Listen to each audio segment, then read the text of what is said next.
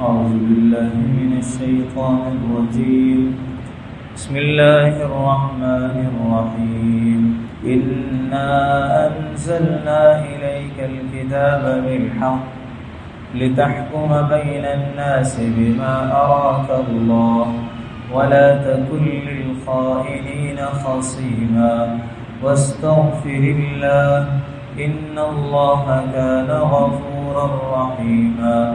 ولا تجادل عن الذين يختانون أنفسهم إن الله لا يحب من كان خوانا أثيما آمنت بالله صدق الله مولانا العظيم وصدق رسوله النبي الكريم۔ سورہ نساء کی چند آیات 105، 106 اور 107 آپ حضرات کے سامنے تلاوت کی۔ اس کا ترجمہ ہے انا انزلنا الیک الکتاب، بلا شبہ ہم نے آپ کی طرف حق کے ساتھ کتاب اتاری، لتحکم بین الناس بما اراک اللہ، تاکہ آپ لوگوں کے درمیان فیصلہ دیں جو اللہ نے آپ کو سمجھایا ہے، اور ولا تکن للخائنین خصیما، اور نہ ہو جائیے خیانت کرنے والوں کی طرفداری کرنے والے۔ واستغفر اللہ، اللہ سے استغفار کیجیے۔ ان اللہ کان غفورا رحیما، بے شک اللہ بخشنے والا مہربان ہے۔ ان آیات کے اندر بہت ایک عجیب سا واقعہ ہے جس میں آپ علیہ السلام کو اللہ تبارک و تعالی نے کچھ تنبیہ فرمائی ہے،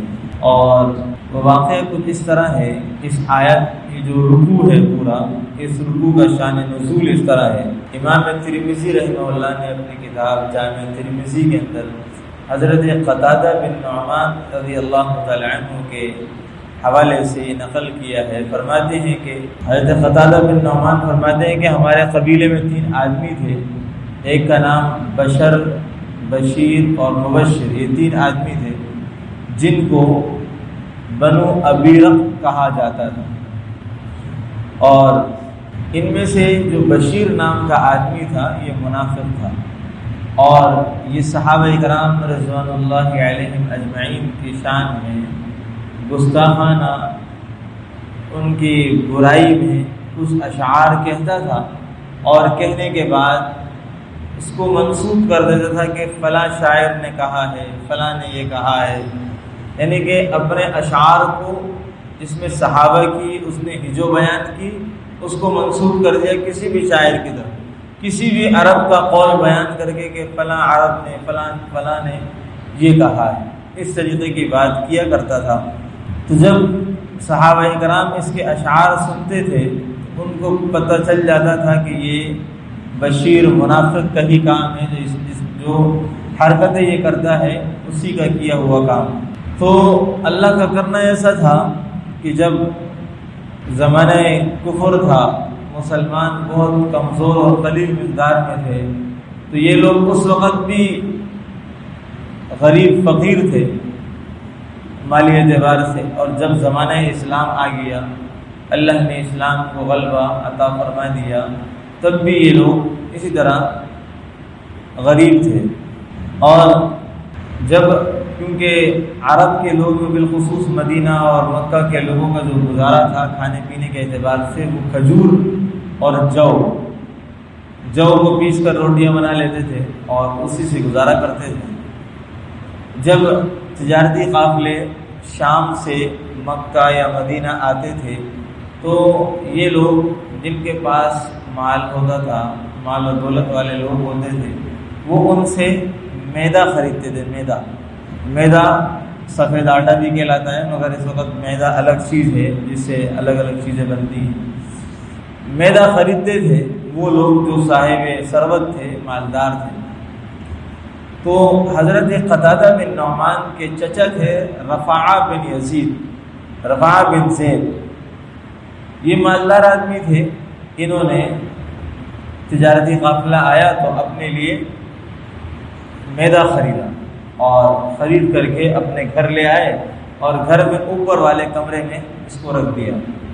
رات کے وقت میں ان کے گھر کے اوپری حصے میں، اوپر والے کمرے میں نقب لگایا گیا۔ نقب لگانا کہتے ہیں، آپ جانتے ہوں گے، پیچھے سے کمرے کے اندر سوراخ کیا بڑا تھا اور اندر داخل ہو کر کے سامان چوری کیا اور نکل گئے۔ اسی طرح حضرت عثمان رضی اللہ تعالیٰ عنہ کے بارے میں آتا ہے کہ آپ سے متعلق دو باتیں ہیں، یا تو پیچھے آپ کے گھر کے پچھلے حصے سے دیوار پھلانگ کر کے وہ جو جنہوں نے شہید کیا تھا وہ چڑھے تھے، یا انہوں نے نقب لگایا تھا اور نقب لگا کر کے حضرت عثمان رضی اللہ عنہ کے گھر میں داخل ہوئے تھے۔ تو یہ نقب لگایا ان لوگوں نے، جن کے گھر میں نقب لگایا گیا رفاعہ بن زید کے،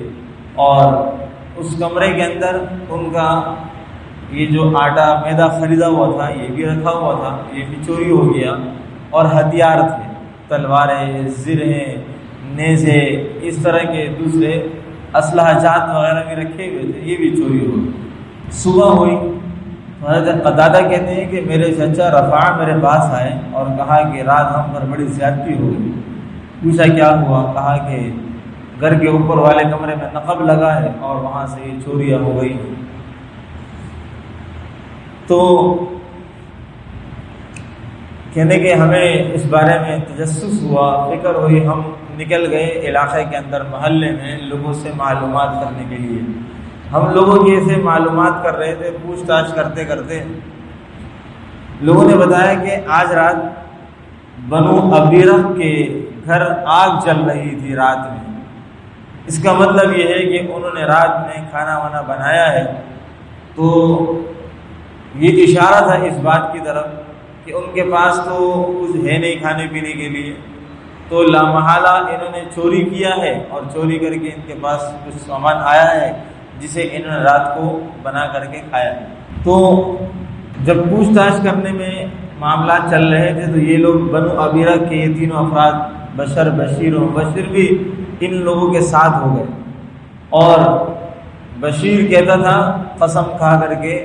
کہ اللہ کی قسم یہ مال جو ہے نا لبید بن سہل نے چوری کیا ہے،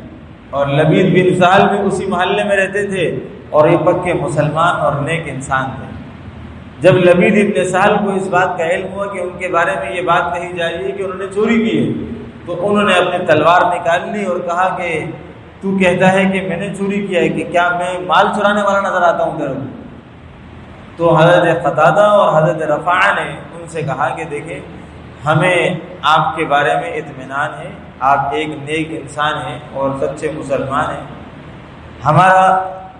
دل و دماغ اس بات کو قبول نہیں کرتے کہ آپ چور ہیں، آپ بے فکر رہیں، آپ اپنا کام کریں، ہم خود معلومات کر لیں گے، آپ ہٹ جائیں راستے سے۔ تو ان کو سمجھا بجھا کر کے، ان کو یقین دہانی کرا کر کے کہ آپ چور نہیں ہیں، ان کو ہٹا دیا۔ پھر اس کے بعد معاملات حل نہیں ہو رہے تھے، تو حضرت رفاعہ نے حضرت قتادہ سے کہا کہ رسول اللہ صلی اللہ علیہ وسلم کی خدمت میں حاضر ہو کر کے پورا واقعہ بیان۔ چنانچہ حضرت قتادہ حضور علیہ السلام کی خدمت میں حاضر ہوئے اور آ کر کے فرماتے ہیں میں نے عرض کیا کہ ہمارے قبیلے میں ایک خاندان ہے جو جن کے تعلقات دوسروں سے اچھے بھی نہیں ہیں اور وہ مسلمانوں کے ساتھ مل جل کر کے بھی نہیں رہتے، انہوں نے میرے چچا رفاعہ کے گھر میں نقب لگا کر کے کچھ چوری کی، اور چوری میں مال اور ہتھیار بھی لے گئے اور کھانے پینے کا سامان بھی لے گئے، اور ہم یہ چاہتے ہیں کہ ہمارا ہتھیار جو ہمارے ہتھیار ہے وہ تو واپس مل جائیں، کھانے کا معاملہ جو کھانے پینے کی چیز ہے وہ تو بھائی کوئی مسئلہ نہیں، مگر جو ہمارے ہتھیار گئے ہیں نا وہ ہمیں واپس مل جائیں۔ یہ سن کر کے آپ علیہ السلام نے فرمایا کہ میں اس بارے میں مشورہ کروں۔ حضرت قتادہ زبردست صحابی ہیں اور آپ علیہ السلام ان کو جانتے ہیں، تو آپ علیہ السلام نے کہا کہ میں مشورہ کروں گا۔ جب بنو ابیرہ کو اس بات کا علم ہوا کہ قتادہ نے جا کر کے یہ بات اللہ کے رسول سے کر لی، تو بشیر اور بشر اور مبشر نے بنو ابیرہ نے مل کر کے ایک قصیر بن عروہ نامی شخص سے بات کی اور کچھ لوگوں کو جمع کیا اور جا کر کے حضور علیہ السلام کی خدمت میں حاضر ہوئے اور آپ سے بات کی اور کہا کہ آپ قتادہ نے آپ سے بات کی ہے کہ ان کے چچا رفاعہ کے گھر چوری ہوئی ہے اور انہوں نے ہمارے اوپر تہمت لگائی کہ ہم نے چوری کی، اور کہا کہ یہ بنو ابیرہ جو ہیں یہ مسلمان ہیں اور مسلمانوں کے محلے میں رہتے ہیں، نیک لوگ ہیں، اور ان کے بارے میں بغیر کسی گواہوں کے اور بغیر کسی ثبوت کے یہ تہمت لگائی جا رہی ہے۔ تو اس بات کے بعد آپ علیہ السلام نے فرمایا کہ چلو اس معاملے میں دیکھیں گے۔ حضرت قتادہ آئے تو اللہ کے رسول علیہ السلام نے ان سے بات کی اور کہا کہ وہ تو مسلمان ہیں اور نیک لوگ ہیں، اور آپ ان کے بارے میں اس طرح کی بات کر رہے ہیں کہ انہوں نے اس طرح کیا ہے، اور آپ کے پاس کوئی ثبوت اور گواہ بھی نہیں ہے۔ حضرت قتادہ خاموش ہوئے اور سوچنے لگے کہ کاش میں اللہ کے رسول سے بات ہی نہ کرتا اس موضوع پر تو اچھا ہوتا، مال ہی تو تھا، ہتھیار ہی تھے، جاتے رہتے، کوئی مسئلہ نہیں تھا، چلے جاتے، مگر یہ جو بات ہو گئی جس سے ہماری ایک طرح سے رسوائی ہو گئی آپ علیہ السلام کے سامنے۔ تو جب حضرت قتادہ واپس آئے، انہوں نے ان کے چچا رفاعہ نے ان سے پوچھا کہ کیا ہوا؟ انہوں نے کہا کہ میں نے اللہ کے رسول کو ساری بات بتائی تھی، اور اللہ کے رسول نے فرمایا تھا کہ میں مشورہ کروں گا، اور پھر ان لوگوں نے جا کر کے بات کی تو آپ علیہ السلام نے مجھ سے ایسے بات فرمائی۔ تو رفاعہ نے کہا اللہ المستعان، اب میں اللہ ہی سے مدد طلب کرتا ہوں، اب کچھ نہیں ہو سکتا وہاں۔ جب انہوں نے کہا کہ اللہ المستعان، میں اللہ سے مدد طلب کرتا ہوں، تو اس کے بعد تھوڑا ہی وقت گزرا تھا کہ اللہ کے رسول علیہ السلام پر یہ پورا رکوع نازل ہو گیا، یہ پورا رکوع نازل ہو گیا، اور جس میں اللہ کے رسول کو فرمایا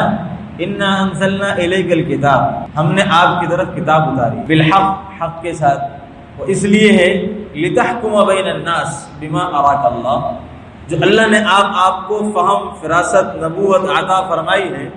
اور قرآن دیا ہے، اس فہم کے مطابق اور اپنی سمجھ کے مطابق آپ لوگوں کے درمیان فیصلہ کریں۔ آپ کو نبوت دینے کا، کتاب اتارنے کا، ان تمام چیزوں کا مقصد یہ ہے۔ وَلَا تَكُنْ لِلْخَائِنِينَ خَصِيمًا، اللہ نے صراحتاً فرمایا وَلَا تَكُنْ لِلْخَائِنِينَ، آپ خیانت کرنے والوں کی طرفداری نہ کیجیے۔ آپ علیہ السلام کا کوئی ذاتی یہ معاملہ نہیں تھا کہ انہوں نے اللہ کے رسول نے جو سنا، ایک مجمع آ کر کے ایک بات کہہ رہا ہے اور ایک شخص نے آ کر کے ایک بات کہی ہے، تو آپ علیہ السلام سے تو ذاتی طور پر اور جان بوجھ کر کے اپنی ذات سے کوئی ایسا فیصلہ صادر نہیں فرمایا، مگر چونکہ اللہ کے رسول کا یہ فرمانا حضرت قتادہ سے کہ میں مشورہ کروں گا، اس بارے میں اللہ کو یہ بات ناپسند ہوئی کہ مشورہ کرنا کس بات کا ہے۔ ایک شخص نے آ کر کے آپ سے ایک بات کہی ہے اور اپنا دعویٰ رکھا ہے،